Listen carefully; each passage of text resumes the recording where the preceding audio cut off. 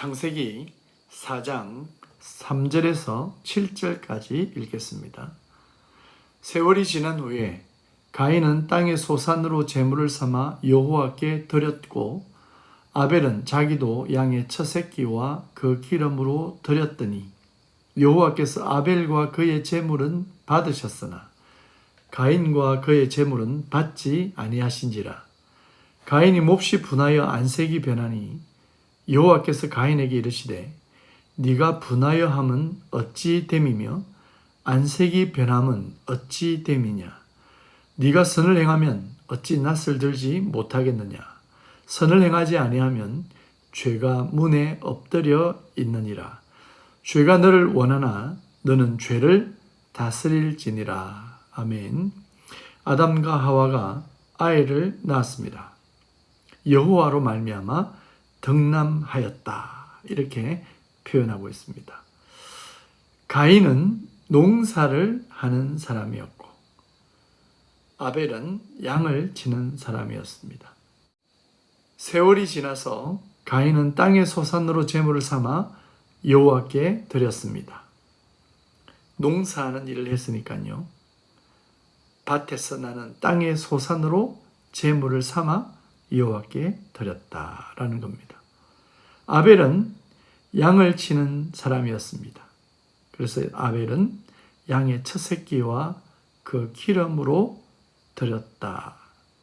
그런데 여호와께서 아벨과 그의 제물만 받으십니다.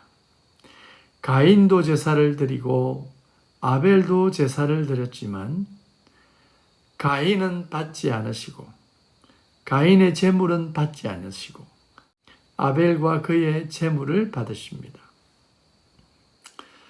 왜 그럴까요? 히브리서에서는 아벨은 믿음으로 드렸다라고 말씀하고 있습니다. 아벨과 그의 제물은 받으셨으나 이 표현은 아벨을 지켜보고 계셨다. 아벨에 대해서 잘 아신다라는 표현입니다. 하나님께서는 아벨을 잘 아십니다. 아벨을 지켜보고 계셨습니다. 그리고 아벨은 받을만 하니까 받으신 거예요. 아벨과 그의 제물은 여호와께서 받으셨습니다. 그에게는 믿음이 있었습니다. 그런데 가인은 하나님이 가인도 지켜보고 있었던 겁니다. 가인은 하나님이 받을 수 없었다라는 겁니다. 가인을 받을 수 없으니 그의 제물도 하나님은 필요 없는 겁니다. 하나님은 제물이 필요 없습니다. 제물을 드리는 것은 사람이 드리는 것이죠. 사람이 자기의 마음으로, 자기의 믿음으로 제물을 드리는 겁니다. 하나님은 사람이 중요합니다. 사람을 중요시합니다. 그래서 오늘 성경도 사람을 먼저 이야기하고 있죠. 아벨과 그의 제물, 가인과 그의 제물. 하나님께서는 우리를 보고 계십니다. 받을 만한가 지켜보고 계십니다. 우리가 아무리 드린다고 해도 하나님이 받지 않을 수 있다는 겁니다. 우리는 드렸는데요 라고 고집을 피울 일이 아닙니다. 나는 하나님이 받으실 만한 삶을 살아가고 있는가 오늘 깊이 생각해 보아야 합니다. 여러분, 하나님께서 받으실 만한 삶을 살아가고 있습니까? 오늘 하루도 하나님이 나를 지켜보고 계신다. 나를 받으실 만한가? 하나님은 우리를 관찰하고 계신다라는 것을 꼭 기억해야 됩니다. 가인은 하나님께서 자신의 제물을 받지 않고 가인 자신을 받지 않으시기 때문에 몹시 화가 났습니다. 몹시 분하여 안색이 변했다라고 했습니다. 몹시 변했습니다. 몹시 분하여 했습니다. 화가 많이 난 거죠. 열받은 겁니다. 안색이 변해버렸습니다.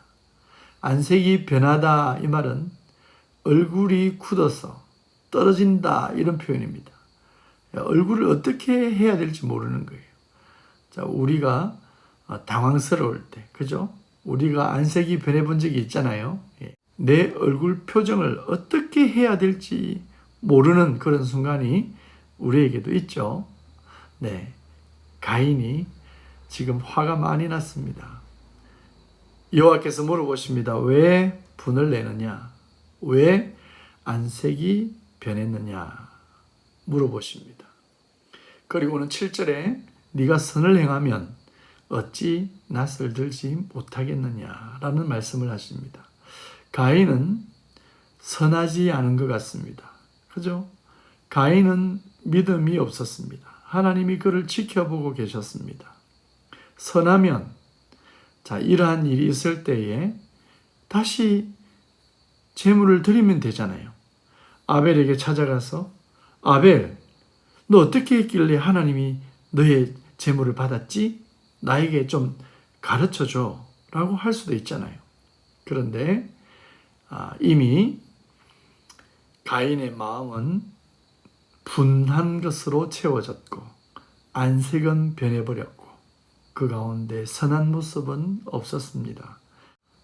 죄가 문에 엎드려 있느니라 라고 말씀합니다.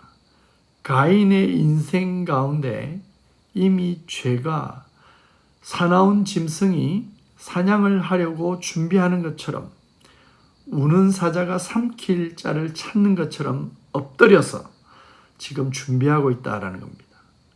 죄가 너를 원하나? 죄가 가인을 원하나? 가인, 지금 죄가 너를 원해. 가인, 죄를 다스려야 돼. 이렇게 하나님은 말씀하고 있습니다. 8절부터 13절까지 읽겠습니다. 가인이 그의 아우 아벨에게 말하고 그들이 들에 있을 때에 가인이 그의 아우 아벨을 쳐 죽이니라. 여호와께서 가인에게 이르시되 네 아우 아벨이 어디 있느냐? 그가 이르되 내가 알지 못하나이다. 내가 내 아우를 지키는 자니까. 이르시되 네가 무엇을 하였느냐? 내 아우의 핏소리가 땅에서부터 내게 호소하느니라. 땅이 그 입을 벌려 내 손에서부터 내 아우의 피를 받았은즉 네가 땅에서 저주를 받으리니 네가 밭을 갈아도 땅이 다시는 그 효력을 내게 주지 아니할 것이요 너는 땅에서 피하며 유리하는 자가 되리라. 가인이 여호와께 아뢰되 내 재벌이 치기가 너무 무거우니이다. 아멘. 가인은 지금 너무 열을 받았습니다. 안색이 변해버렸습니다. 그 속에는 선한 것이 없습니다. 죄가 짐승처럼 사자처럼 달려듭니다. 다스릴 수가 없습니다. 화가 나는 거죠. 죄가 꿈틀거리는 겁니다. 가인에게 지금 죄를 짓도록 하는 겁니다. 가인은 죄를 짓습니다. 다스리지 못하고 죄를 짓습니다. 동생을 쳐 죽입니다. 동생을 쳐 죽인다. 아마 동생이랑 대부분의 시간을 보냈을 텐데요.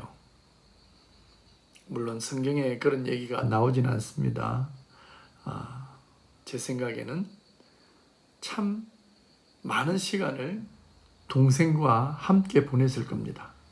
그 동생을 쳐 죽이게 된 게 왜 그렇습니까? 죄를 다스리지 못하기 때문에 그렇습니다. 선한 것이 없기 때문에 그렇습니다. 안색이 변하고 화가 나고 그러나 그 속에 선한 것이 있었으면 그죠? 그리고 죄가 내 속에서 지금 일하려고 하면 안 돼! 하고 그 죄를 다스려야 되지만 그럴 수가 없었습니다. 가인은 자기 마음의 분한 대로 동생을 쳐 죽였습니다. 여호와께서 물어보십니다.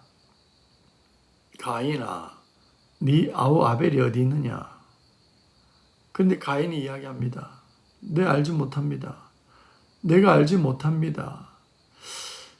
거짓말을 하고 있지요. 하나님에게 거짓말을 합니다. 사탄은 거짓말쟁이죠. 이제 여호와 하나님에게도 거짓말을 합니다. 죄는 이렇게 무서운 겁니다. 죄가 우리를 다스릴 때 하나님을 무시하게 되는 겁니다. 하나님을 속일 수 있다라고 생각합니다. 하나님 앞에 교만한 모습을 보입니다. 그리고 이렇게 이야기합니다. 내가 내 아우를 지키는 자니까, 좀 따지듯이 하나님에게 이야기합니다. 지킨다, 이 표현은 관심과 사랑입니다. 형제가 관심과 사랑이 있어야지요. 그것은 기본입니다. 가족이 서로 관심이 없다, 가족이 아니지요. 가족이 사랑이 없다, 가족 아니지요. 그런데 하나님에게 나는 관심이 없습니다. 나는 사랑이 없습니다. 내가 내 아우를 지키는 자입니까? 라고 대들고 있습니다. 하나님 마음이 찢어질 것입니다.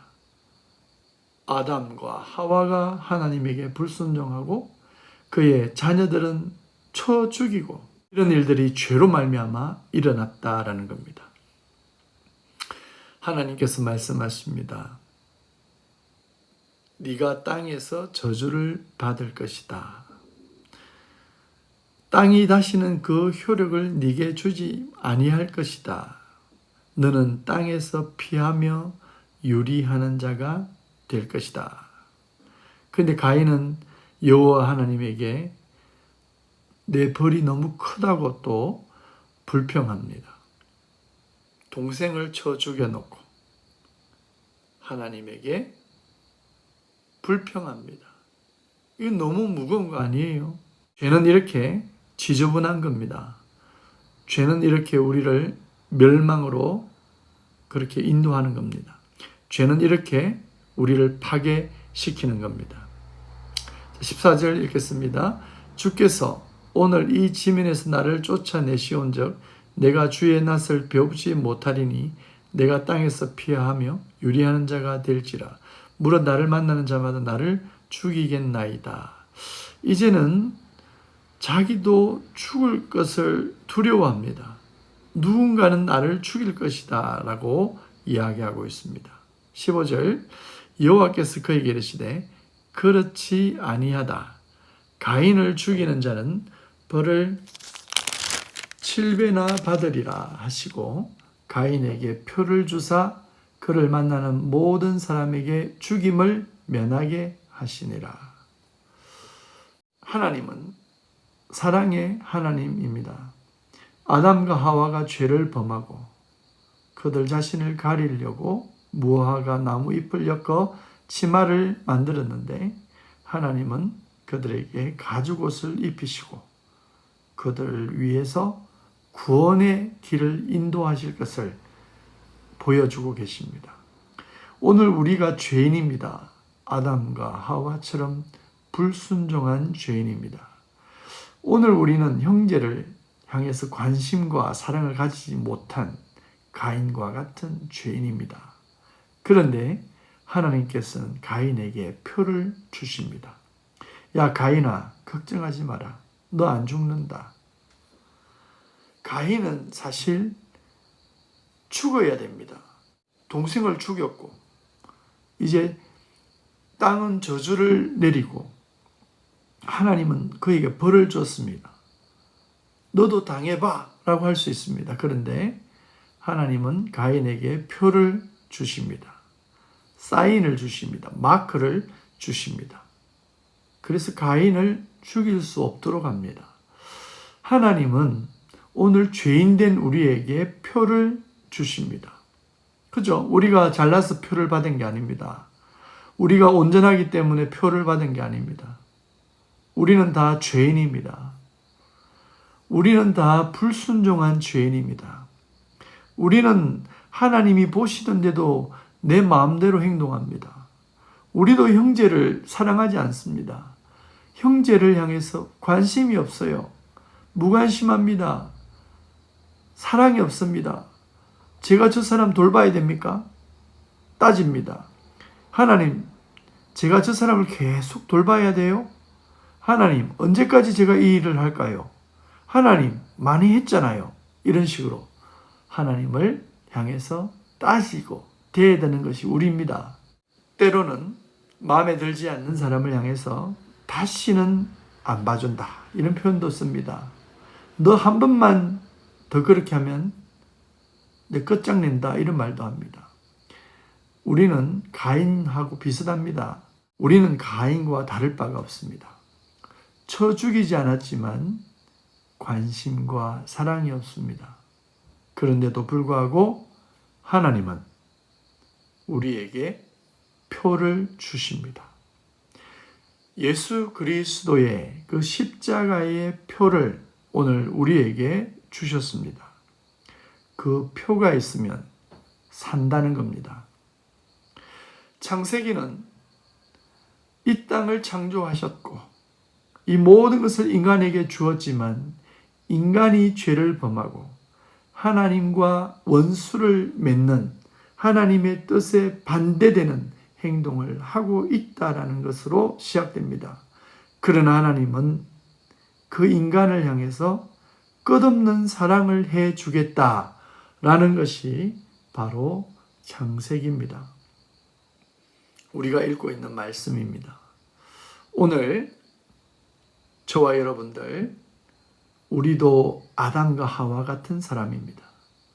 가인 같은 사람입니다. 이제 하나님 앞에 선을 행하려고 노력하십시다. 이 선은요, 바로 예수 그리스도입니다. 예수 그리스도가 내 속에 들어올 때 내가 선해서 선해지는 게 아닙니다. 내가 선하기 때문에 선을 행할 수 있는 게 아닙니다. 예수 그리스도가 내 속에서 선을 행해 주시는 겁니다. 성령님이 내 속에 들어오셔서 열매를 맺어 주시는 겁니다. 내가 할 수 있는 것이 아닙니다. 표를 주십니다. 십자가가 우리 속에 있다면 우리는 살 수가 있는 것입니다.